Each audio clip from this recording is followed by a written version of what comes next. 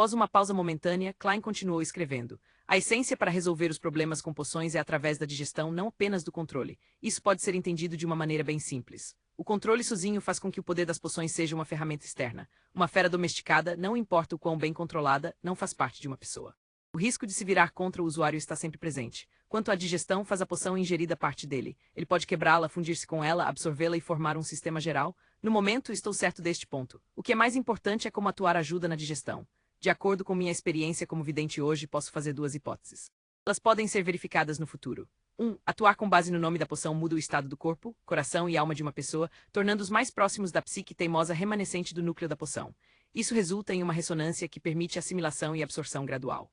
2. O espírito da psique teimosa remanescente da poção pode ser como um computador com mecanismos de defesa completos. Se alguém deseja atacá-lo e quebrá-lo, precisará encontrar um bug, falha de segurança ou chave. O nome da poção fornece uma pista correspondente. Assim, podemos disfarçar nosso corpo, coração e alma como parte do sistema por meio da atuação, e assim enganar as defesas do sistema. Essa linha de pensamento é semelhante à descrição do Imperador Roselli. Não importa qual palpite esteja certo, não há como escapar do corpo, coração e alma, pois eles são a única ponte entre a atuação e o poder das poções. Klein pousou a caneta e examinou o parágrafo do texto. Por um momento, ele até quis agradecer a educação que recebeu do Império de Amantes de Comida. Independente de ter escolhido ciência ou engenharia para sua educação, ele estava equipado com os fundamentos do pensamento lógico. Caso contrário, ele não se tornaria um guerreiro do teclado, nem seria capaz de analisar sua situação atual. A atuação pode ter um efeito, mas teremos que esperar para ver os detalhes, adivinhou Klein. Depois disso, ele escreveu sua segunda questão. Porque um vidente, sendo mais instruído e profissional no domínio do misticismo, carece de meios quando se trata de combate direto. Ser mais instruído e profissional não tornaria um vidente ainda mais poderoso, dando-lhe a capacidade de descobrir uma maneira de derrotar seus inimigos. As razões podem ser, primeira, assim como nas webnovels que li no passado, transmigrei para um mundo de jogo que se tornou realidade. Assim, diferentes classes vêm com diferentes especialidades que devem ser equilibradas umas com as outras. Mas até este ponto não houve sinal de que este mundo seja um jogo, nem há sinais de desenvolvimento semelhantes a missões. Vou colocar esse motivo em espera, mas é muito improvável. Segunda, a lei fundamental deste mundo é o equilíbrio. O Criador fez este mundo com a ideia central de equilíbrio. Terceira, poções no mesmo nível de sequência têm o mesmo nível de poder. É o estado ideal com base no que nossos antepassados descobriram e resumiram. Ceder esse nível de poder tornaria mais fácil que alguém entrasse em colapso e perdesse o controle. Abaixo desse nível de poder, seria impossível obter os poderes Beyonder desejados. Assim, na situação de um nível de poder equilibrado, ser mais forte em uma área naturalmente indica que alguém é mais fraco em outra área. Quarta, tudo neste mundo se originou da mesma fonte. As coisas são formadas pelos remanescentes do Criador. Assim, tudo neste mundo é tecnicamente fragmentos do Criador, e o fato de que devem se complementar significa que existem deficiências inerentes a um indivíduo.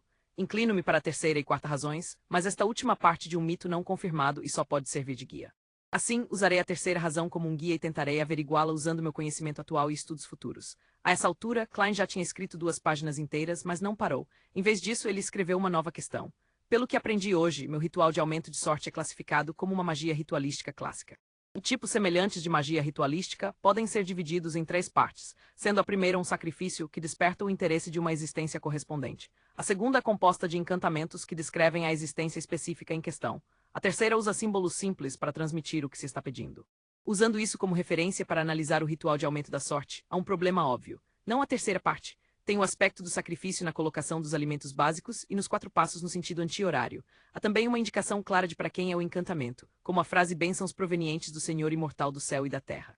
Mas tudo o que fiz depois foi fechar os olhos e esperar. Não havia nada no ritual que descrevesse o objetivo de aumentar minha sorte. Em outras palavras, a existência correspondente não tem como saber o que o chamado ritual de aumento da sorte está pedindo, e só pode fazer o que achar melhor fazer o que achar melhor, que troll. Essa maldita adivinhação quintessencial e artes arcanas da dinastia Qin Yan não é muito troll?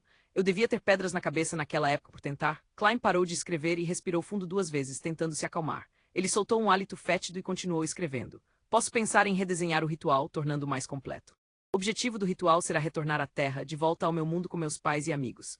Aí vem a pergunta, a entidade estava mesmo agindo por capricho, ou há um significado mais profundo nisso? Além disso, a entidade para a qual os encantamentos descritivos apontam neste mundo é a mesma da Terra. Se assim for, a diferença nos resultados entre o primeiro e o segundo ritual pode ser explicada como a entidade fazendo o que deseja. Mas os resultados de eu aparecer acima da névoa cinza durante a segunda e terceira vez, ao mesmo tempo em que consigo me conectar à justiça e ao enforcado, basicamente não tem diferenças. Por quê? Se o 4º ritual amanhã à tarde me mostrar os mesmos resultados estáveis, isso significa que os efeitos são consistentes. Indica que a entidade desconhecida tem uma agenda que desconheço. Se for esse o caso, adicionar novas descrições e solicitações não me dará uma resposta clara. Na verdade, pode complicar o ritual e resultar em efeitos adversos. Será que a diferença entre o primeiro ritual e os rituais subsequentes, sob a premissa de que a entidade que convoquei é a mesma, revela que os resultados são diferentes dependendo do mundo em que estou? É como se eu estivesse usando uma interface diferente. Então, como posso projetá-lo para obter o resultado desejado? Se eu pensar que as entidades por trás do primeiro e dos rituais subsequentes são diferentes, algumas das perguntas podem ser perfeitamente respondidas. Mas da mesma forma, a estabilidade dos resultados no segundo e terceiro rituais denotam que a entidade para a qual estou orando tem uma certa agenda, e não há como mudar isso por enquanto. A questão mais importante é a identidade da entidade para a qual o ritual é dirigido. Onde ela está e por que ela não me dá nenhuma pista ou orientação? Ela poderia estar nas profundezas do mundo da névoa? HMM, posso tratá-la como uma entidade adormecida que dá respostas fixas se eu lhe der um certo estímulo, mas que não interferirá no que eu faço além disso. Então posso introduzir um ritual diferente como estímulo e concluir se a resposta que recebo é regular. Dessa forma, posso encontrar o método correto de retorno. Mas o problema está na possibilidade de ela não estar adormecida. Nesse caso, tais testes podem resultar em resultados terríveis. Pode ser perigoso de verdade. A primeira tentativa deve ser conduzida com extrema cautela. Design não deve irritar o ser. Que dor de cabeça. Preciso de mais conhecimento. Klein suspirou e fez um resumo. Por fim, ele anotou outros itens diversos. Sempre a vozes sem forma ressoando em meus ouvidos, gritando Ornacis e Ufregrea Ufegrea. Ornacis é a cordilheira que divide o reino Loin e a República em Tis. O pico principal está a 6.000 metros acima do nível do mar. De acordo com os registros no diário da família Antigonus, uma nação da noite eterna existiu na quarta época. A nação da noite eterna está relacionada com a deusa da noite eterna. Há alguma conexão entre as duas? São aliadas ou inimigas? Família Antigonus foi obliterada pela igreja da deusa da noite eterna devido à nação da noite eterna. Será que ouvi murmúrios vindos do diário, dos uivos da família Antigonus que perduram milênios? Então, o que significa Frigrea Uflegrea? Uma pergunta interessante. Capacidade de deixar para trás tal diário bem como o artefato selado 2-049 implica que a família Antigonus possuía um poder Beyonder relativamente poderoso. Se for assim, que sequência ela possuía? Estava completa ou incompleta? Minha percepção de que o diário está nas mãos de Rabi Eber foi uma coincidência, mas sem qualquer indicação de que foi arranjado, meu destino pode mesmo estar ligado a esse diário. Ou suas ideias foram escritas nos pedaços de papel. Klein fez o possível para escrever os eventos que experimentou e suas suposições sobre o significado deles. Ele escreveu um total de 4 páginas em ambos os lados de cada folha.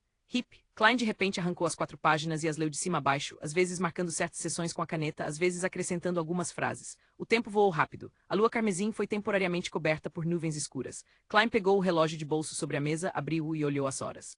Ele largou o relógio e tirou uma caixa de fósforos da gaveta. Acendeu-um e aproximou das 4 páginas de anotações. A chama laranja acendeu as bordas do papel e se espalhou rapidamente. Klein colocou as notas em cima da lata de lixo de madeira e observou as cinzas caírem. Ele então soltou os dedos, permitindo que os papéis caíssem. Em apenas 10 segundos, tudo tinha desaparecido. Tudo o que restou foram as cinzas ainda girando e o fundo carbonizado da lata de lixo. Devido à presença do diário secreto do imperador Roseli neste mundo, Klein não ousou deixar para trás nenhuma evidência de que sabia escrever chinês. Se o velho Neil e o resto descobrissem os 4 pedaços de papel que escreveu, ele não teria ideia de como se explicar. Enquanto escrevia as questões confidenciais, Klein estava preocupado que aquele que prestasse atenção aos seus sonhos pudesse ver e decifrar o conteúdo, não importando o idioma que ele usasse, fosse Loin, antigo Feisak ou Hermes. Portanto, ele só poderia escrever notas em chinês para organizar e resumir. Depois de terminar a tarefa, ele queimaria as anotações para não deixar vestígios. Justamente porque não tinha como economizar, ele traçou um plano para si mesmo. Ele faria esse resumo uma vez por semana, caso se esquecesse de alguma coisa. Enquanto observava as cinzas caírem, Klein puxou um pedaço de papel branco. Ele escreveu o título, ao meu respeitado mentor. Ele queria escrever para o professor associado Sênior Quentin Coin, perguntando se ele tinha alguma informação histórica relevante sobre o pico principal da Cordilheira Ornacis.